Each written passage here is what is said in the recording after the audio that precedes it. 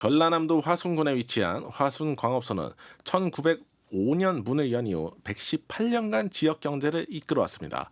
화순 탄광은 남부권 최대 석탄 생산지로 우리나라 산업화 원동력이었는데요. 1980년대까지만 하더라도 매년 대통령 하사품이라는 태그가 붙은 방한복이 전달됐다고 합니다. 하지만 최근 정부가 만성 적자에 시달리는 대한석탄공사를 정리하는 석탄산업 합리화 정책을 펼치며 화순광업소도 폐광하게 됐습니다. 박경리의 목돈 연구소. 경제의 눈으로 보는 영화 이야기 목돈연구소에만 있는 주말의 극장입니다. 영화연구소 개봉할게요. 매일경제 박창영 기자 오셨습니다. 안녕하세요. 안녕하세요. 자, 오늘의 영화는 어떤 건가요? 네, 오늘 소개해드릴 영화는 빌리 엘리어트입니다.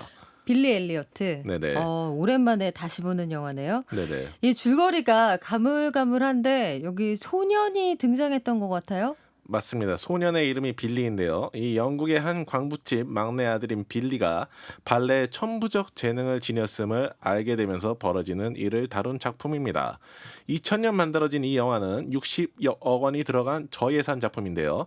무려 1,400억 원의 티켓 수입을 올렸습니다. 또 영화 내용을 기초로 제작된 어린이 뮤지컬이 전 세계 각지에서 막대한 흥행을 거두며 부가가치를 창출했습니다. 맞아요. 이거 우리나라 어린이들도 여기 빌리 엘리어트 보러도 많이 가고 오디션도 어마어마하게 인기를 끌었습니다. 그렇죠. 그리고 여기 참여했던 어린이들이 공연하다가 자라가지고 중간에 공연에 참여 못하게 된 그런 어린이도 있다고 들었는데 경제에 대해서 생각해 볼 부분은 어떤 걸까요? 예, 주인공 빌리의 아버지가 광부인 만큼 이 영화에선 탄광이 아주 중요한 배경으로 나오는데요. 이 때문에 우리 경제의 중요한 축인 화석 발전의 이모저모를 살펴보기에 좋은 영화라는 생각이 듭니다. 일단 경제사적으로 영화의 직접적 배경이 되는 1984년 영국 탄광노조 총파업을 같이 훑어보면 좋겠고요. 또 탄광과 관련해서 시의성 있는 뉴스로는 최근 118년 역사의 국내 1호 탄광인 화순광업소가 폐광한 일이 있었습니다. 산업화의 중요한 공신이었던 석탄이 점점 외면받는 듯한 모습인데요. 한편으로는 작년엔 전 세계 석탄 사용량이 역사상 최대치를 기록한 아이러니한 상황은 어디에서 비롯된 건지 함께 들여다보시죠. 자, 빌리라는 소년이 어떻게 성장해 나가는지 우선 줄거리부터 함께 볼까요? 예, 11살 소년인 주인공 빌리는 영국 북부 탄광촌 더럼에서 아버지, 형, 할머니와 함께 살고 있습니다. 어머니는 빌리가 어렸을 때 돌아가셨고요. 싱글 데디인 빌리 아버지는 다소 마초적인 인물로 그려집니다. 근데 아내를 잃고 홀로 갱에 들어가 두 형제를 키워낸 그의 인생을 생각해보면 뭐 그런 성격이 이해할 만한 것 같습니다. 아버지는 빌리를 거친 세상에 지지 않는 강한 남자로 키우고 싶어서 없는 살림에 복싱 교습까지 받게 합니다. 복싱 교수까지 받겠다. 아빠 입장에서는 굉장히 배려를 한 거예요. 네네. 없는 살림에. 그렇죠. 근데 아빠가 지금 권투 수업까지 가르쳤는데 아니 어떻게 하다가 빌리는 다른 쪽으로 눈을 돌립니까? 예, 이 빌리는 일단 기본적으로 복싱을 잘하고자 하는 의지가 별로 없거든요. 스파링을 하다가 저도 다시 이기고 싶은 생각도 없고요. 그런데 자꾸 체육관 다른 쪽에서 진행되는 발레 수업은 눈에 들어오는 거예요. 그래서 발레 교사는 빌리가 자기들 쪽을 힐끗힐끗 보는 걸 보고 발레를 한번 시켜보거든요. 그런데 뭐 몸선이랑 뭐 유연성, 밸런스 모두 예술인 거예요. 그래서 선생님은 탄광촌에서 석탄 대신에 방탄급 아티스트를 캐낼 희망을 발견하고 빌리를 집중적으로 가르치기 시작합니다. 석탄 대신 방탄. 10점 만점에 10점짜리 우리 그 상비군을 발견을 했다. 빌리는 보면은 진짜 이 친구 무용하기 딱 좋겠는데 이런 느낌이 있잖아요. 그 선도 예쁘고. 근데 빌리 아버지, 광부인 아버지 입장에서는 이거는 받아들이기가 어려울 것 같은데요? 그렇죠. 이 영화 주요 갈등은 그래서 빌리와 아버지 사이에서 빚어집니다. 마초인 빌리 아버지 세계관에서는 발레는 취미로나 뭐 직업으로나 남자가 할 만한 게 아닙니다. 무엇보다도 원래 부자였던 집도 가난하게 만들 수 있는 위력을 지닌 게 발레인데 빌리의 형편상 발레를 가르치는 건 아버지 등골 하나 휘는 정도로는 불가능하거든요. 더 심각한 문제는 빌리 아버지가 현재 파업에 동참 중이라는 겁니다. 심지어 출근하는 광부들을 보며 비난할 정도 정도로 아주 강경한 투쟁을 하는데요. 만약 빌리에게 발레를 시키려면 한 푼이라도 더 벌어야 하니까 본인도 출근해야겠죠. 빌리가 발레 쪽으로 진로를 선택하는 건 아버지로서도 자기 존재 전부를 걸어야 하는 도전인 겁니다. 경제 상황도 그렇지만 사실 이 보수적인 사회 분위기를 고려하면 마초적인 아버지가 아들한테 발레를 가르친다. 이거 받아들이기 어려울 것 같고 아주 어렵죠. 사회가 많이 변하긴 했습니다만 요즘 우리 아버지들도 아마 아빠 나 커서 발레리노 될 거예요. 요거 처음부터 오케이 하는 아버지가 많지 않을 수 네, 있어요. 좀 생경하게 느낄 것 같습니다. 그렇죠. 네. 그래요. 빌리의 아버지가 동참했던 파업 이게 실제 있었던 일인가요? 네네, 1984년 영국 광부 대파업인데요. 당시에 철의 여인으로 불리던 마가릿 대처 영국 총리가 1984년 20개 탄광을 폐쇄하고 인력을 2만 명 감축하겠다고 발표했습니다.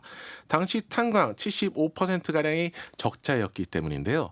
노조는 직업의 안정성을 지키려 파업을 선택하며 맞불을 놓습니다. 광부 파업이란 게 이 당시에 의미를 가질 수 있었던 이유는 당시 영국 내 전력 생산에서 석탄 의존도가 75%에 달했기 때문인데요. 광부 노조가 협상력이 상당히 있었던 셈이죠. 그래요. 우리는 그 역사를 알고 있습니다만 당시 광부 대파업 어떻게 전개가 되었죠? 예, 대처가 아무래도 신자유주의의 상징적 인물이다 보니까 그 민영화, 노동시장 유연성 확보 등 스스로가 추구하는 정책을 힘있게 밀어붙이기 위해서 노조 중에서도 가장 강성인 광부노조와의 대결을 승리로 끌어갈 필요가 있었습니다. 반면 광부노조로서도 여기서 밀리면 안 된다는 절박감이 컸죠. 초반에는 빌리 아빠가 그랬던 것처럼 출근하는 동료들을 향해 비난하는 광부가 많았던 반면 투쟁이 1984년부터 1년이나 지속되다 보니까 지치는 사람도 늘었습니다. 광부노조를 향한 여론의 지지도 점점 식었고요. 결국 조합원 반 이상이 파업을 중단하면서 전국 파업도 동력을 잃었습니다. 빌리 아버지 또한 빌리의 발레 교육을 위해 출근 버스에 승차합니다. 그래요. 이게 참 가슴 아픈 장면이기도 했습니다. 아버지가 느꼈던 그런 인간적인 고뇌 이런 게 느껴지기도 했고 물론 결과적으로 그 노조가 원하는 바를 쟁취할 수는 없었습니다만 1년 동안 파업을 유지했다. 그 자체가 얼마나 영국에서 석탄 발전이 중요했는가를 보여주는 상징적인 사건이기도 했는데 요즘에는 석탄을 몰아내자 그런 분위기 아니에요? 네네, 뭐 당시 영화 배경이 되던 시기만 해도 영국은 석탄 중독이라는 그 말을 들을 정도로 석탄 의존도가 높았는데요. 1990년 이 나라 석탄 의존도가 72%에서 2021년 2%까지 드라마틱하게 줄어듭니다. 그럼 석탄의 자리를 누가 차지했느냐 하면은 바로 풍력, 수소, 원자력 등 무탄소 발전입니다. 그 중에서도 높은 비중을 차지하는 게 원자력이 아니라 풍력이라는 점이 눈에 띄는데요. 풍력이 차지하는 비율은 66.9%로 19.4%인 원자력을 압도합니다. 영국은 바람이 많이 불어서 풍력에 굉장히 유리한 기후라는 분석이 나옵니다. 영국은 2030년까지 영국 내 전력 에너지 사용의 95%를 무탄소 또는 저탄소로 채운다는 방침입니다. 우리도 강원도 일대에 굉장히 그 석탄촌이 완전히 그 번성하던 시기가 있었잖아요. 네네. 네. 한국에서는 1973년과 1978년에 중동발 오일 쇼크가 터지면서 정부가 국내 생산이 가능한 석탄 생산에 힘을 실어줬습니다. 대표적 탄광 지역인 태백에선 똥개도 10,000원짜리 지폐를 물고 다닌다는 우스갯소리가 나올 정도로 석탄 경제가 호황이었는데요. 참고로 2011년 강원 태백시 상장남부마을 발전위원회에선 이 전설의 개에게 만복이라는 이름을 붙여주기도 했습니다. 실제로 그런 강아지가 있었어요? 아니죠. 그냥 그 전설 속의 그 이야기에 네. 그냥 만복이라는 이름을 한번 붙여줘서 약간 좀 화제도 좀 만들어보고 네. 했습니다. 다만 최근 석탄 에너지의 위상은 예전 같지 않은데요. 국내 1호 탄광인 화순 탄광이 지난 6월 폐광한 건 이를 보여주는 단적인 사례라고 할 수 있겠습니다. 그래요. 탄광촌, 뭐 사북 이런 지역의 인구가 거의 사라지고 있다. 이거 심각하다 이런 이야기도 있는데 1호 탄광 언제 문을 열었습니까? 예, 전라남도 화순군에 위치한 화순광업소는 1905년 문을 연 이후 118년간 지역 경제를 이끌어왔습니다. 화순 탄광은 남부권 최대 석탄 생산지로 우리나라 산업화 원동력이었는데요. 1980년대까지만 하더라도 매년 대통령 하사품이라는 태그가 붙은 방한복이 전달됐다고 합니다. 하지만 최근 정부가 만성적자에 시달리는 대한석탄공사를 정리하는 석탄산업 합리화 정책을 펼치며 화순 강업소도 폐광하게 됐습니다.